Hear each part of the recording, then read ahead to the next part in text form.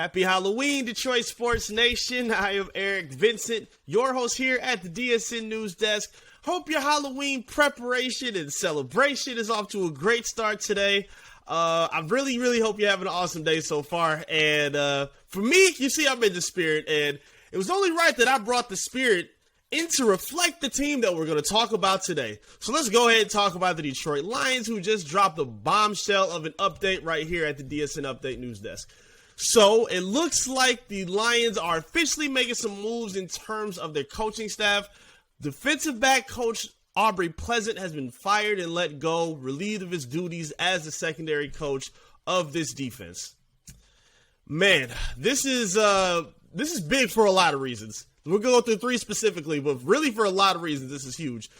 The secondary has been getting torched roughly all season long, and we saw it at its absolute worst in terms of how well the Miami Dolphins played, and Tua Tagovailoa specifically, along with Jalen Waddle, Tyreek Hill, who exploded for huge games against the secondary, both over 100 yards, just getting picked apart with ease. Now, this is kind of what we've seen a whole lot of this season, but this last week's performance, or at least yesterday's performance, whatever you want to call it, was, I think, the worst it's been all season. And again, the score wasn't even that bad, 31-27, even with the Lions blowing a double-digit lead that they carried throughout the first half. The second half, they became a completely different team, at least overall.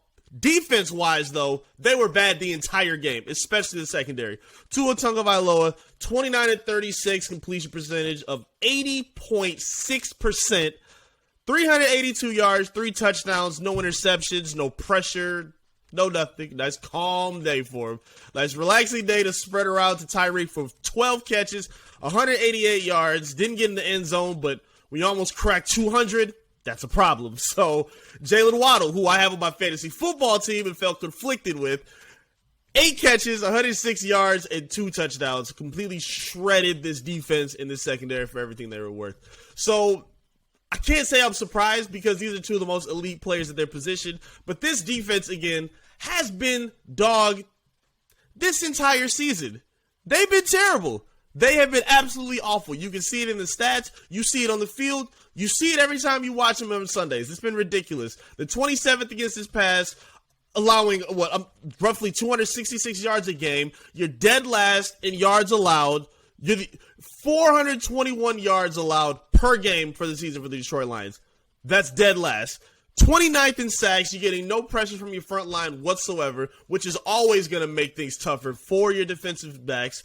We're going to give them, I don't want to shoot them no bail because, again, I do think they're terrible, but I think the defensive line, too, is going to be where they're going to start the growth of their secondary because it helps them play a little bit better, a little bit more loose. But either way, you're not getting any help from the defensive line with what they've given you. 29th in sacks. You're dead last in points allowed with 32 points a game.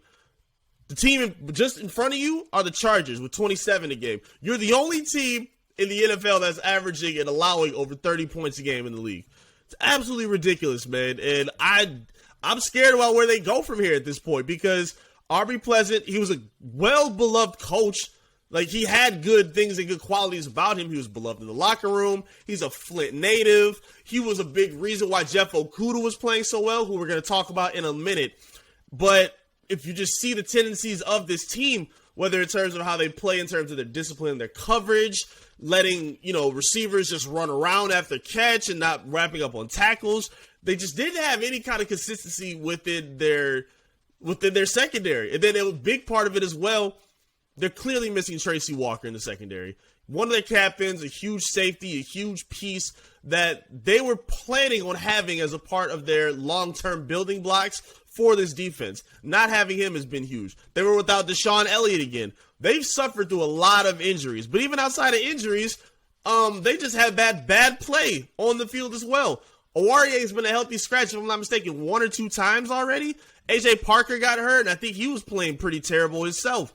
Jerry Jacob, I think, is still getting healthy, so they'll have him hopefully soon in terms of the rotation of a nickel corner. And maybe he'll even have to play outside at this point. Who knows? But this really is putting a bad taste in my mouth of watching this team, man. Again, we knew how bad this defense was, but now when you let a coach go and when you start making these kind of moves, you're really putting this team and this regime on notice immediately. Like, okay, you want to start letting people go? The clock is ticking from here then at this point, because while you may be in the rebuild and while we may not have had winning expectations for this team right away, that doesn't mean you get to be a historically bad defense. It doesn't mean you can put out the performances that we've seen for the past 3-4 weeks with the Detroit Lions. You can't have it. So they're putting their foot down and they're making a statement by letting Pleasant go. I think maybe he'll get another opportunity somewhere. He was a defensive back coach or an assistant coach for the Rams, if I'm not mistaken. We got another opportunity here with the Lions coming along with Dan Campbell. But I don't see this as a good move for the Lions based on what they need in their projection. I mean, it's just it may help them in terms of who they can get to replace, but it's just putting a bad taste in my mouth in terms of where they are. Because I thought at the very least, and they had the potential of maybe being a middle of the pack, bend don't break defense. You could get along with that. You're sitting at sub 500 with a bend but don't break defense, complemented with the offense that the Detroit Lions have. But no, you're one of the historically worst NFL defenses in history. And this is what's happening. So at this point, Dan Campbell's on notice. He's on notice too. Aaron Glenn. I've been saying this. Listen, I've been on the camp of saying it's too early to want to fire, let go of coaches. But if there's any coaches you do let go of, it's the special groups, like maybe a special teams coach you could drop off, or the secondary coach. You can do those kind of moves that let you know, hey, we're taking this serious and we're watching closely on how we develop this thing, because right now, this ain't it. And they need to make the right moves to get him replaced, because Aaron Glenn has to be sweating right now. He has to be nervous right now seeing this, man. This can't make him any more comfortable. I mean, again, this has been the weakest point of the defense so far. And all of them have been in question, whether it's the front four, the linebackers who are up and down and mad inconsistent, and in the secondary that's just been bad really from the rip. Like, it's tough to watch, man. And if they don't figure it out soon, Aaron Glenn might follow him out the door right behind. And I don't want to see that happen. I didn't want to see Aubrey Pleasant get let go. I wanted to see them actually build and show that they had some kind of development coming, but we're not seeing it right now. My biggest problem with all this, I think, is something that people aren't talking about yet. The narrative has completely changed with Jeff Okudah. Now, he's been fantastic this season, and I'm very, very happy to see his development and to see this growth and to see him recover and revive his career the way he has so far with the Lions. I'm very happy with what I'm seeing from him. This is what I'm terrified of now, though. The season started off with saying, man, if he doesn't put it together, I mean, he's one of the last few pieces from the Quinn Trisha era. They drafted him so high. It looked like it was a mistake. We don't even know how far he'll be in the Lions' future plans at this point. Who knows what he's going to do this season? We don't know what to do with him if he doesn't play up to snub. But at this point, he's surpassed all expectations. There have been times throughout the year, and even at this point, you can make a case that he looked like a top 5 cornerback in this league. Top 10 debatable. Like, he's looked that good at this point. So if I'm Jeff Okudah and I'm sitting at home, my defense around me is terrible. I have no frontline help on the front four to help me. Like, I don't think he has an interception at this point yet, but he's making very good plays in terms of run support and not allowing the receivers in his opposition to run a lot after the catch. So he's been very responsive and in position really a good chunk of the season. So if I'm Jeff Okudah and I'm considering all that, I'm playing the best football I've ever played in my life. I'm healthy now. I'm on a team that's spiraling out of control. They just fired the DB coach that was helping me get right. The defensive assistant coach, the defensive coordinator might be out of here. The head coach isn't really jiving with me. Like, if I'm seeing all this develop around me, because it's one thing to be in a rebuild, it's another thing to be in a rebuild where it seems like everything is going wrong. And that's what's going on with the Detroit Lions right now. They can't stay healthy. They're not playing well. Their leadership doesn't seem like they're competent. If I'm Jeff Okudah, I'm in a position where I might be able to go cash out somewhere else. It's not a guarantee that he has to come stay around in Detroit.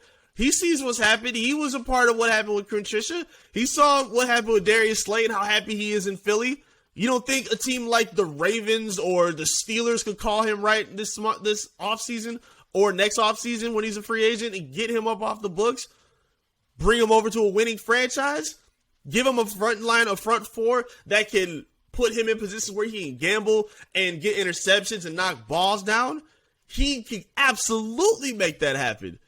And if this team don't get it right and make things happen and put some pieces in this defense immediately to really put things in position to build a winning product, he's going to be out the door. And you're in a position where you can't lose him. He is one of the 2 players this season that you can realistically say that you had expectations for. Nobody had expectations for the linebackers because we didn't know what to expect out of Rodriguez. We had seen what we see from a Jared Davis and Anzalone. We're off of that. They're not the future building blocks for this team. Rodriguez has surprised us, but he didn't have anticipation for him going into the season like that. Now, the 2 guys you did have anticipation for, Jeff Okudah and Aiden Hutchinson. Hutch is still going through his inconsistent waves. He's dealing with what he's dealing with, and he's going to hopefully figure it out. But Jeff Okudah's a different story. You had expectations for him coming off of his injury. You wanted to see him ramp up and show that he could be healthy and be productive in this defense. He's been your best defensive player all season, and he's doing it by a mile. He's been the only consistent playmaker on this defense all season. And I don't even think it's close. If I'm him, it's not a guarantee I'm coming back to Detroit, man. It's not. That's the position that the Lions have completely put themselves in. The narrative has totally changed on Jeff Okudah. And steps like this make firing of a Aubrey Pleasant make it that much more dangerous based on the future of this team. That's something to pay attention to. That's something I got my mind on. Talk to me, though, in the comment section. I'd love to hear your feedback. Let me know how you felt about that horse game yesterday. Let me know what you're thinking about the direction of this team. Are you in draft mode already? What are you thinking about with the draft? What are you feeling and how are you feeling as a Lions fan right now? I'm not anticipating much, optimism, but hey, this is what happens when you have a horse product on your roster. Here you are. Hit us up, talk to us in the comment section. Make sure you like the video, subscribe to the video. We're still getting closer and closer to 5,000 subscribers. Thank you, everybody that's getting us closer to that milestone. We love you and appreciate everything about you. Please keep hitting that subscribe button. Make sure you follow us and tap into our social media as well. Facebook, Twitter, Instagram, TikTok, all of the above. Search and follow Detroit Sports Nation. And of course, be sure to follow me as well at I am Eric Vincent. Thank you for tuning in and checking us out again right here at the DSN News Desk. And if you were able to go through all this while looking at me with the poop emoji costume on, more credit and power to you. I appreciate you more than anything. We appreciate you so much for real. And I'll be back again soon with another update right here from the DSN News Desk. Peace.